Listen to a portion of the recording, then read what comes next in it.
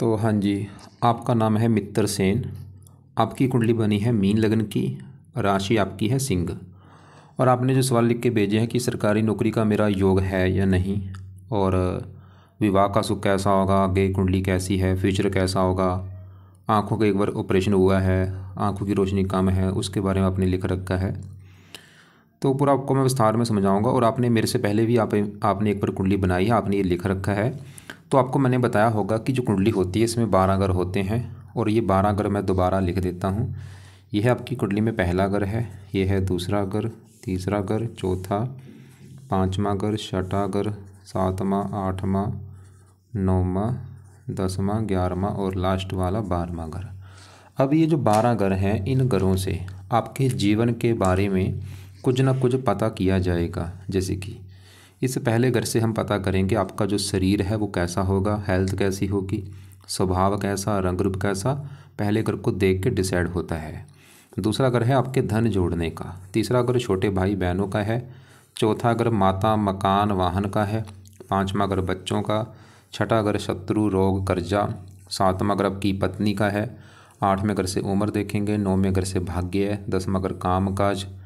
11वां घर आमदनी, लाभ, इच्छा पूर्ति। और 12वें घर से आपके खर्चे देखे जाएंगे।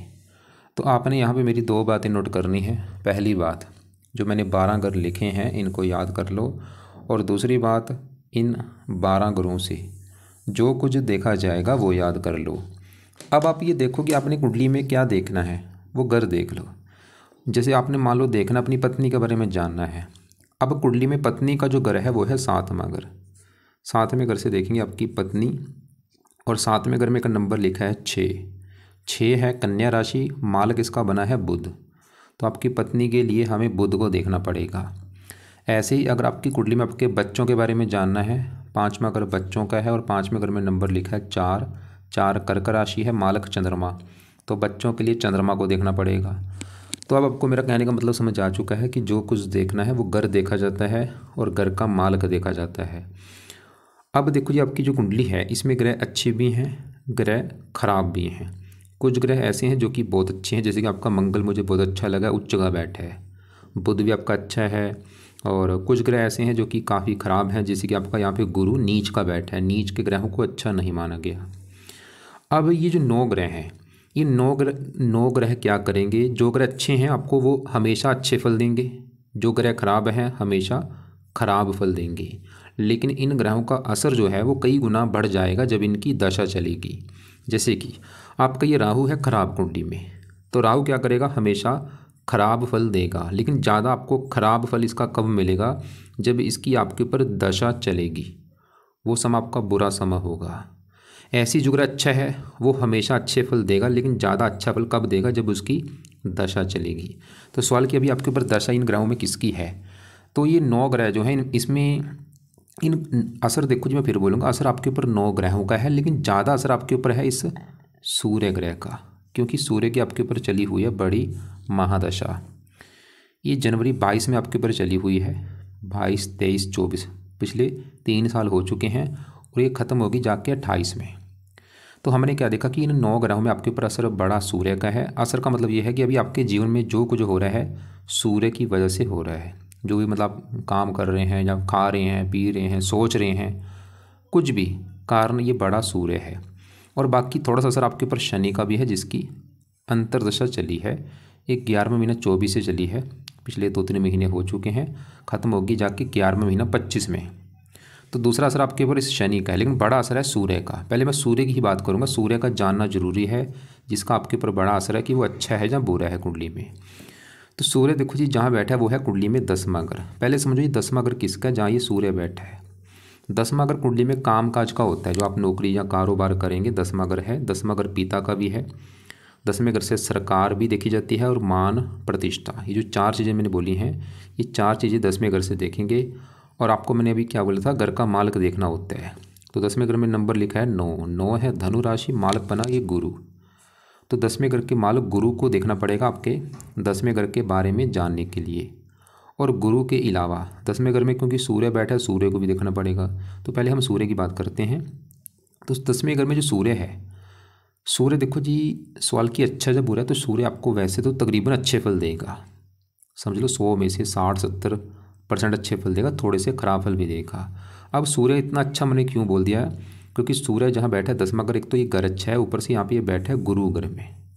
सूर्य जो है गुरु को अपना मानता है दोस्त, अपने दोस्त के घर में आके बैठा है, और ऊपर से बैठा भी 10वें घर में। क्योंकि देखो जी, आप सर्च करना चाहे कि सूर्य जब भी 10वें घर में होता है, यहाँ पे इसको बैठ के दिग्बली हो जाता है, मतलब बल मिलता है यहाँ पे। 10वें घर में सूर्य दिग्बली हो जाता है। अब सूर्य 10वें घर में आपको फायदा क्या देगा, 10वां घर काम काज का, सूर्य आपको काम काज का जो अच्छा देगा। और कौन सा काम काज, सूर्य से जुड़ा काम काज। और सूर्य के जुड़े काम जो होते हैं, सूर्य के जुड़े काम में सबसे पहले आती है सरकारी नौकरी। जो सरकारी नौकरी है वो सूर्य से देखी जाती है। और ऐसी मैंने हज़ारों कुंडलियाँ देखी हैं, जब भी सूर्य 10वें घर में होता है ऐसे लोग सरकारी नौकरी में होते हैं, या ऐसे लोग पुलिस में होते हैं, या आर्मी में होते हैं, या कोई ना कोई सरकारी नौकरी में होते हैं, या ऐसे लोग राजनीति में होते हैं। जो राजनीति वो भी क्योंकि सरकार से जुड़ी है, या सूर्य के जुड़े ऐसे लोग काम करते हैं। अब सूर्य के जुड़े काम कौन से हैं वो यहाँ पे आपको मैं जैसे करूँगा बाद में आपको मैं भेज दूँगा लिख के, वो आप देख लेना। तो आपके मतलब काफ़ी चांस है सूर्य से जुड़े काम करने के, चाहे वो सरकारी नौकरी है, या ऐसे लोग डॉक्टर भी होते हैं, सर्जन होते हैं, मेडिकल लाइन हो गया। तो अब देखो जी, 10वां अगर सरकार का है, सूर्य मैंने बोला सरकारी नौकरी का योग लेकर बैठा है, या सरकार से आपको कोई फ़ायदा होगा, या सरकारी काम में आपकी इच्छा होगी जाने की, जैसे सरकारी नौकरी लगा लो उसमें इच्छा होगी जाने की, या राजनीति में जाने की इच्छा होगी। 10वां अगर पिता का, सूर्य पिता के लिए अच्छा है, सरकार मान प्रतिष्ठा अच्छी देगा आपको, आप अपने परिवार का नाम रोशन करेंगे। लेकिन सूर्य जो है इस कुंडली में एक खराब घर का मालक है, मतलब बैठा 10वें घर में, चलो अच्छी बात है कि घर अच्छा है, ऊपर से दोस्त का घर है। लेकिन गड़बड़ क्या है कि सूर्य का अपना जो कुंडली में घर है वो है ये छठा घर। और छठे घर में क्योंकि 5 लिखा है, सिंह राशि, मालक सूर्य है इसका। और छठा घर कुंडली में भाई खराब घर होता है। छठे घर से रोग, शत्रु, कर्जा, कोर्ट कचहरी, चोरी, ठगी, ऐसी चीज़ें देखते हैं। मतलब जो सूर्य है इस कुंडली में है मार्केश, ये छठे घर का मालक होके मार्केश है। चलो अच्छी बात है कि एक अच्छे घर में बैठा है, दोस्त का घर है, लेकिन है तो मार्केश, तो इसकी वजह से ये थोड़ा सा आपको बुरे फल जरूर देगा। छठा घर रोग, जैसे रोग, पिता घर बैठा है, पिता का रोगी होना, या पिता से थोड़ा सा मनमुटाव होना, या छठा घर कर्जे का, कर्जा, काम काज के लिए आपको कर्जा लेना पड़ सकता है, या थोड़ा सा काम काज में दिक्कतें जरूर देगा सूर्य। काम काज का मतलब काम काज में दिक्कतें भी आपको आएंगी, चाहे वो नौकरी है चाहे कारोबार है, दिक्कतें थोड़ी बहुत ही जरूर आएंगी। पिता संबंधी थोड़ी बहुत दिक्कतें आना, थोड़ा सा उसके साथ मनमुटाव होना, या पिता का बीमार होना, या थोड़ी सी मानहानि होना। क्योंकि इसके ऊपर दिक्कत क्या है, इसके ऊपर राहु की दृष्टि भी पड़ रही है, ये मुझे अच्छा नहीं लगा। राहु से पीड़ित है और शनि की दृष्टि भी है। तो यहाँ पे बाकी आप देख लेना, आप ये प्रैक्टिकल कर लो कि जब से सूर्य की दशा चली है, पिछले 3 साल हो चुके हैं, आपको अच्छा हो रहा है या बुरा हो रहा है आपके साथ। अगर तो लग रहा है कि भाई 3 साल से जब से दशा आई है अच्छा ही अच्छा हो रहा है, कोई ऐसी दिक्कत तो आ नहीं रही, तो सूर्य अच्छे फल दे रहा है। लेकिन अगर आपको लग रहा है कि नहीं भाई 3 साल से कामकाज में दिक्कतें आ रही हैं, पिता संबंधी दिक्कतें आ रही हैं, या और भी दिक्कतें आ रही हैं, तो ये थोड़े से बुरे फल भी दे रहा है। बाकी इसके उपाय जरूर करो। क्या उपाय हैं? पहला उपाय है आप सूर्य का मंत्र कर लिया करो। और आपने ये लिख रखा आप मंत्र करते हैं, जो कि अच्छी बात है। चाहे 1 माला कर लो, 2 कर लो, 3 कर लो, करना सुबह का टाइम है भाई, रात को मत करना। सूर्य सुबह के टाइम जब सूर्य निकलता उस समय मंत्र कर लिया करो। मंत्र है ओम गृणी सूर्य नमः। दूसरा उपाय है सूर्य आदित्य हृदय स्रोत का पाठ पढ़ा करो। यह इस पाठ को आपने सुनना है या पढ़ना है सुबह के टाइम। तीसरा उपाय है सूर्य को जल दे दिया करो। और चौथा उपाय है संडे के दिन सूर्य का दान कर दिया करो, क्योंकि मार्केश भी है, थोड़ा सा दान कर दिया करो संडे को। तो 4 उपाय हो चुके हैं। मंत्र तो आप कर ही रहे हैं, जल दे दो रोजाना सुबह के टाइम। ये जो पाठ है सूर्य आदित्य हृदय, चाहे पढ़ना है या सुनना है सुबह के टाइम रोजाना। और दान संडे को, दान क्या है सूर्य का वो आपको मैं वीडियो अलग से भेज दूंगा। और एक और उपाय है अगर आप कर सकते हैं बहुत अच्छी बात होगी, वो है सूर्य का आप व्रत रख लिया करो। हर संडे को सूर्य देवता का व्रत रख लो। व्रत में आपने दिन में कुछ नहीं खाना, रात को ही एक टाइम भोजन करना है। रात के भी भोजन में नमक का सेवन या खटियाई नहीं खानी। और दिन में आप फल फ्रूट वैसे खा सकते हैं। और इसकी जो कथा होगी संडे की कथा सुन लेना और आरती कर लेना। लेकिन अगर आपको लगता है कि भाई मैंने कभी व्रत नहीं रखा, वो आपकी मर्जी है, चाहे रहने देना, नहीं रख सकते कोई बात नहीं, छोड़ दो। ये तो हो गए सूर्य के उपाय। सूर्य मतलब फिर भी ठीक ठाक ही है, क्योंकि घर अच्छे में बैठा है, बाकी फिर भी थोड़ा सा देगा। बाकी उपाय कर लेना और वैसे प्रैक्टिकल करके देख लेना। अब देखो जी 10वें घर का मैंने बोला था, 10वां घर आपके अगर काम काज का है, पिता का है, सरकार का है, मान प्रतिष्ठा का है, तो मैंने क्या बोला था 10वें घर का जो मालक है उसको भी देखना है। और 10वें घर में क्या लिखा है, 9। 9 है धनु राशि मालक। गुरु को भी देखना है कि गुरु अच्छा है बुरा है, कहाँ बैठा है। अब गुरु की अगर मैं बात करूँ, गुरु बैठा है यहाँ पे 11वें घर में। 11वां घर तो अच्छा घर है, चलो एक अच्छे घर में बैठा है, लेकिन गड़बड़ क्या है, 11वें घर में जो 10 लिखा है ये है मकर राशि, जो कि गुरु की है नीच राशि। मतलब आपका गुरु देखो जी नीच का होके बैठा, ये अच्छी बात नहीं है, क्योंकि नीच के ग्रह बहुत ज़्यादा खराब फल देते हैं। अब नीच का होने की वजह से गुरु आपको 10वें घर को लेकर दिक्कतें देगा। 10वां घर काम काज का है, गुरु आपके काम काज में दिक्कतें पैदा करेगा। 10वां घर पिता का है, पिता संबंधी दिक्कतें आना। 10वां घर सरकार का है, सरकारी नौकरी के योग में कमी कर रहा है कि सरकारी नौकरी लगेगी नहीं, या लग भी गई उसमें दिक्कत आएगी आपको आगे जाके। 10वां घर मान प्रतिष्ठा का, गुरु आपकी मान हानि कर देगा, और ये दिक्कतें गुरु की दशा में बढ़ सकती हैं। और गुरु इस कुंडली में एक और घर का मालक है, वो है ये पहला घर, क्योंकि पहले घर में नंबर 12 लिखा है, मीन राशि मालक गुरु।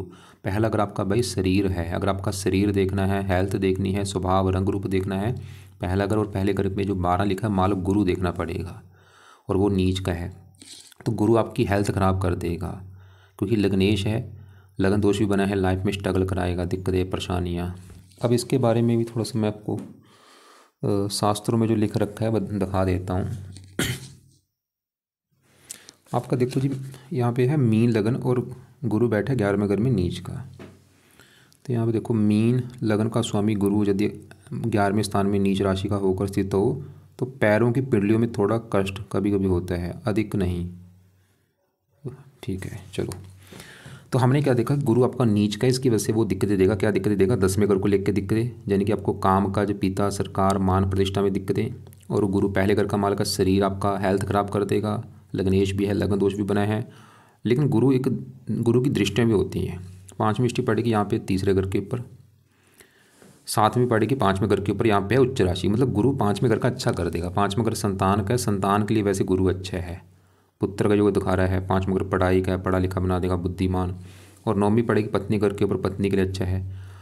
अब देखो जी गुरु हमने क्या देखा कि आपका खराब है। क्यों खराब है गुरु, क्योंकि नीच का बैठा है। लेकिन आपके लिए भाई एक अच्छी बात है, वो अच्छी बात ये है कि गुरु मुझे लग रहा है कि आपको बुरे फल ज़्यादा नहीं देगा, अगर देगा भी थोड़े से देगा। क्यों, उसके हैं 2 कारण। पहला कारण गुरु क्योंकि जहाँ बैठा 11वें घर में वहाँ पे नीच का है, लेकिन गुरु के साथ इसी घर में मंगल बैठा है, और मंगल यहाँ पे उच्च का बैठा है। तो मंगल उच्च का है, गुरु नीच का, इसे कहते हैं नीच भंग राजयोग। मतलब गुरु का जो नीच है वो भंग हो चुका है और बन चुका है राजयोग। पहला कारण तो ये हो गया। इसकी वजह से अभी गुरु के मैंने जो बुरे फल आपको बोले हैं वो नहीं मिलेंगे, जब मिल भी गए थोड़े से मिलेंगे भाई। दूसरा कारण है गुरु यहाँ पे बैठा है शनि घर में, और शनि बैठा है गुरु घर में, स्थान परिवर्तन जो हुआ है। फिर भी आपको मैं बोलूँगा चलो आपने उपाय इसके जरूर करने हैं गुरु के, और ये उपाय आप लाइफ टाइम करना, ताकि अगर थोड़ा बहुत बुरा फल हो भी आपको वो ना मिले। तो गुरु का पहला उपाय है, गुरु का नाम है बृहस्पति। तो आप भाई बृहस्पति कवच का पाठ पढ़ना है या सुना करो लाइफ टाइम के लिए। और दूसरा है बृहस्पति स्रोत का पाठ। ये 2 पाठ तो रोजाना पढ़ने हैं या सुना करो, सुबह के टाइम, या पढ़ने हैं या सुनने हर जाना। और पीले कपड़े कम यूज़ किया करो, और इसका पुखराज धारण कभी मत करना। तो आपको समझ आ चुकी होगी मैं क्या आपको समझाया है। अब गुरु के साथ इसी घर में शुक्र मंगल की भी बात कर ही लेते हैं। 11वां घर पहले समझ लो किसका है। 11वां घर होता है आमदनी का घर होता है, लाभ का, इच्छा पूर्ति का, बड़े भाई बहनों का। वैसे तो गुरु इस घर की भी हानि करेगा कि लाभ नहीं होगा, इच्छाएं पूरी नहीं होंगी, इनकम को लेकर दिक्कतें। मैं फिर भी बोलूँगा ये पाठ जरूर करो, तभी आपको बोला है। क्योंकि देखो मुझे भी नहीं दिख रहा कि यहाँ पे, क्योंकि इसने लिख तो यहाँ पे जो गुरु है इसने लिख के नहीं भेजा। एक देखो कोई ज्योतिषी, मालूम मैं ज्योतिषी हूँ, मैं चीज़ों को आइडिया लगा रहा हूँ कि ऐसा होगा वैसा होगा, है ना। तो इसलिए भाई आप मतलब ये मन में बिठा लेना कि भाई गुरु का नीच भंग राज तो बन चुका है भाई, अब बुरे फल नहीं देगा। हो सकता है बुरे फल दे भी रहा हो आपको, तो इसलिए उपाय जरूर करने हैं ये दोनों। और अब साथ में शुक्र मंगल की भी बात करते हैं। तो मंगल जो है वो तो आपका है बहुत अच्छा। क्यों, क्योंकि उच्च का बैठा है भाई, और इस कुंडली में योग कारक भी है। अब गुरु अच्छे फल क्या देगा, एक तो गुरु जो मंगल अच्छे फल देगा। क्या अच्छे फल देगा, जिन घरों का है मंगल मालक, मंगल इस कुंडली में इस घर का मालक है 2रे घर का। दूसरा घर है आपके है धन का घर, धन के बारे में जानना है। दूसरा घर, दूसरे घर में लिखा है एक मेष राशि मालक मंगल, और वो उच्च का बैठा। धन का मालक उच्च का बैठा हो, ऐसे लोग काफ़ी धनी होते हैं। और बैठा भी 11वें घर में है, लाभ के घर में, धन लाभ। मंगल आपको भाई धनी बनाएगा, और चौथी दृष्टि से अपने घर को, दूसरे घर को देख भी रहा है। मंगल आपको सबसे अच्छा फल जो देगा, आपको धन के मामले में अच्छे फल देगा। धन की कमी आपके पास नहीं रहेगी, आप काफ़ी धनी होंगे, महाधनी होंगे बल्कि। मंगल तो ये दिखा रहा है काफ़ी आप धन जोड़ेंगे, काफ़ी बैंक का बैलेंस होगा। और मंगल इस कुंडली में इस घर का भी मालिक है 9वें घर का। 9वें घर से भाग्य भी देखा जाएगा। और 9वें घर में 8 लिखा मालिक मंगल, भाग्य उच्च का बैठा है मंगल, आपको भाग्यशाली बनाएगा। और खासकर भाग्यशाली बनाएगा 11वें घर के मामले में, लाभ के मामले में, इनकम के मामले में, इच्छा पूर्ति के मामले में, धन के मामले में। तो मंगल भाई बहुत अच्छा है। खासकर मंगल की जो दशा आपकी चलेगी वो समय बहुत अच्छा होगा। मंगल की दशा भी आपको यहाँ पे मैं दिखा देता हूँ।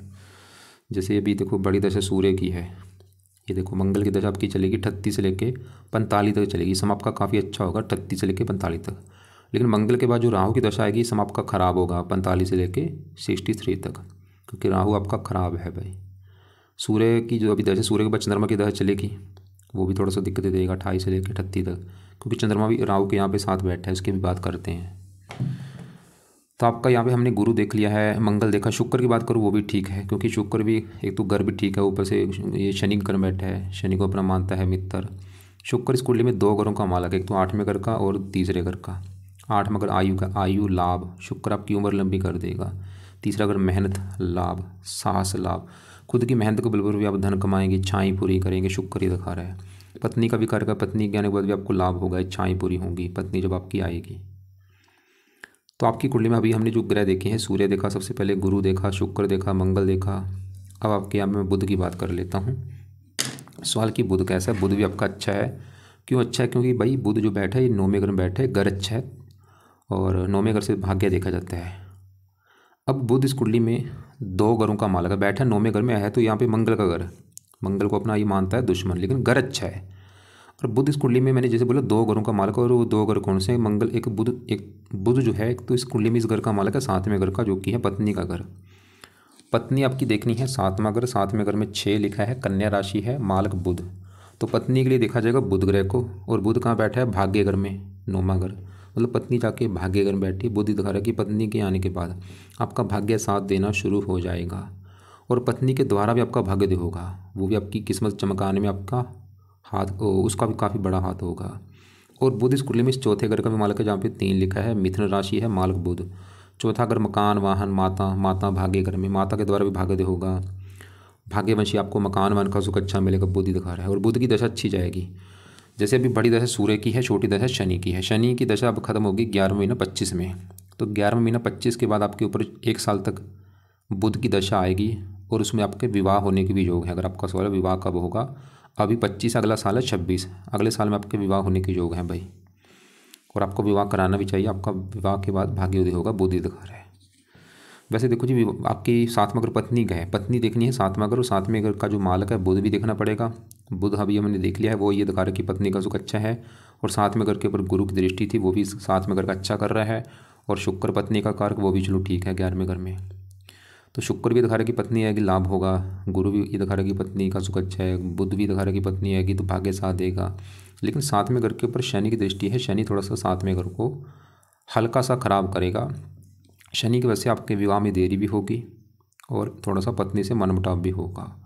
और वो मनमुटाव होने का कारण मुझे आपका गुस्सा लग रहा है, क्योंकि शनि पहले घर में बैठा है। पहला घर आपका भाई शरीर है, हेल्थ, स्वभाव, रंग रूप, और शनि पहले घर में बैठा है। शनि थोड़ा सा यहाँ पे गुरु की राशि है, तो शनि एक क्रूर ग्रह है।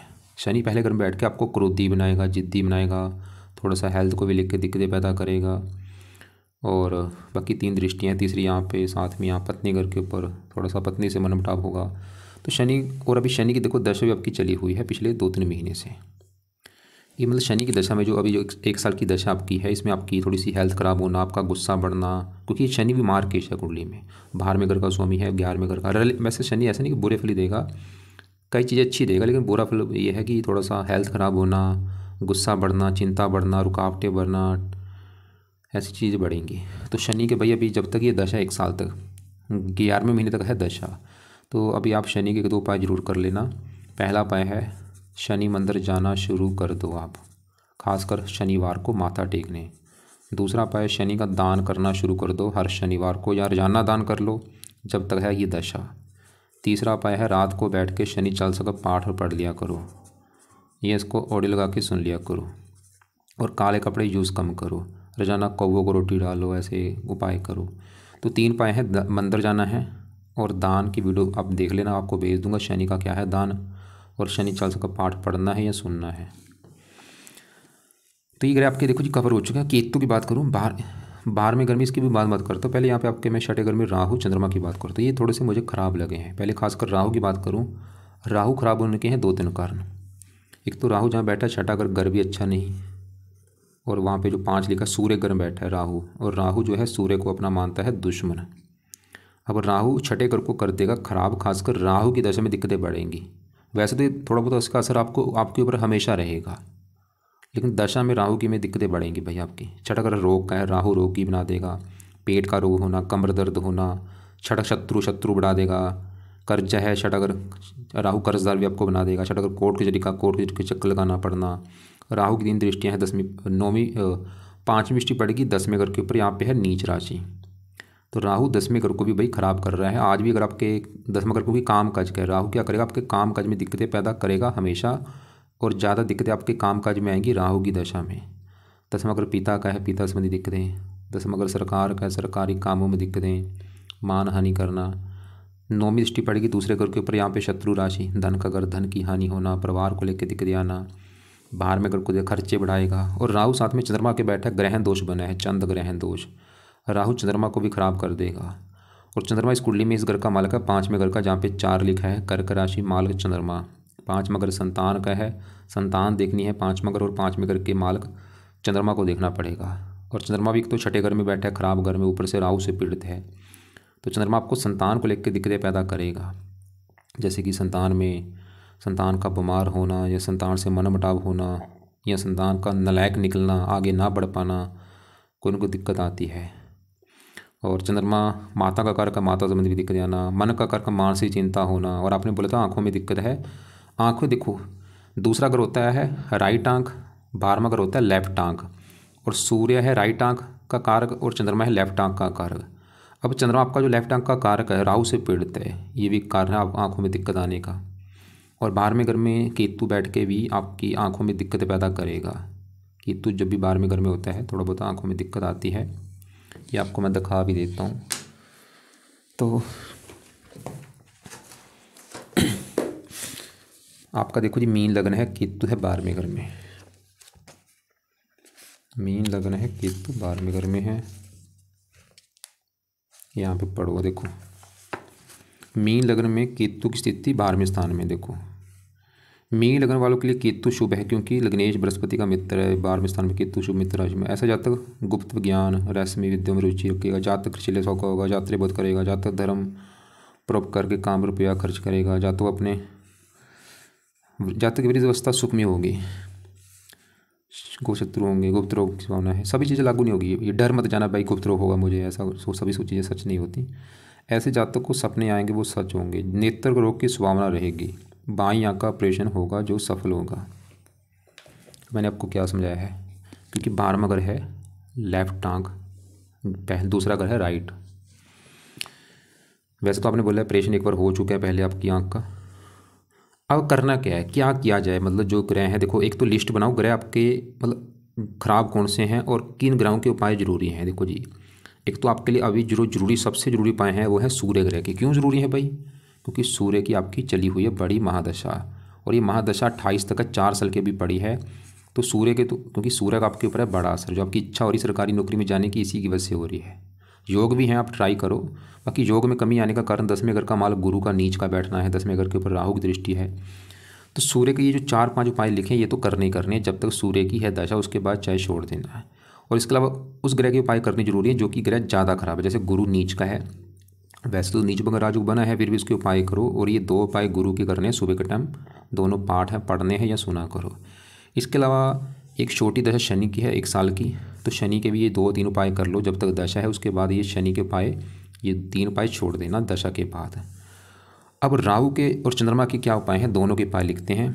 राहु का पहला उपाय है राहु का दान करना शुरू कर दो, और ये दान करना है लाइफ टाइम।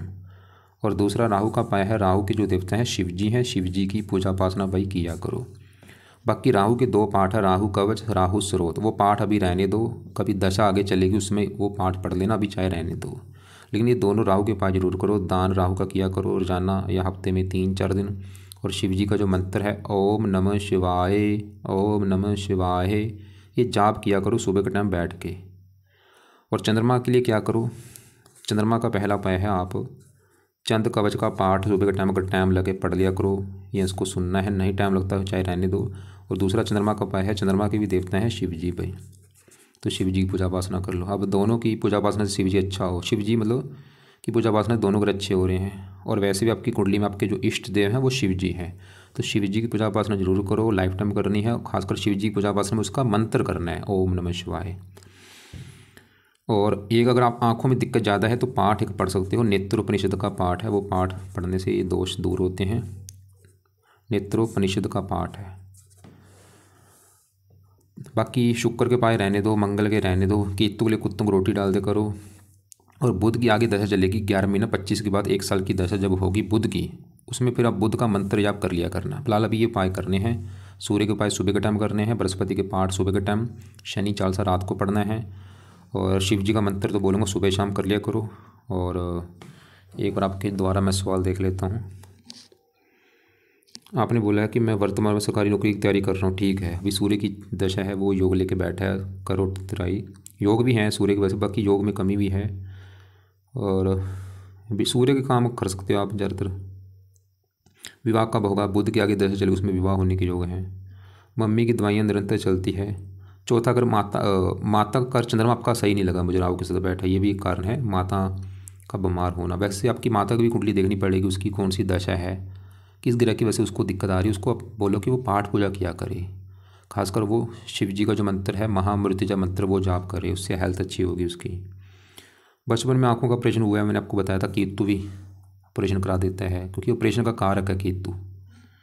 और 12 मगर आँख का है ऑपरेशन, इसकी वजह से भी हुआ है। और भी सूर्य चंद्रमा आँखों के कारक हैं, पीड़ित हैं राहु से। गुप्त रोग के लिए शुक्र पीड़ित होना जरूरी होता है। शुक्र वैसे आपका सही है, इतना ख़राब नहीं है, तो गुप्त रोग के कोई ऐसे ज़्यादा मुझे योग नहीं दिख रहे हैं। शुक्र जब छठे घर में होता है फिर ऐसे लोगों को गुप्त रोग होता है, या छठा 8वें घर में हो गुप्त रोग होने के योग बनते हैं। चलते हो साथ में नेगेटिव थॉट आते हैं, क्योंकि शनि की दशा, शनि सर के ऊपर बैठा आपका, वो थोड़ा दिक्कत दे रहा है। शनि का दान किया करो, पावर कम करो, मंदिर जाया करो, काले कपड़े कम यूज़ करो, शनि चालीसा पढ़ो।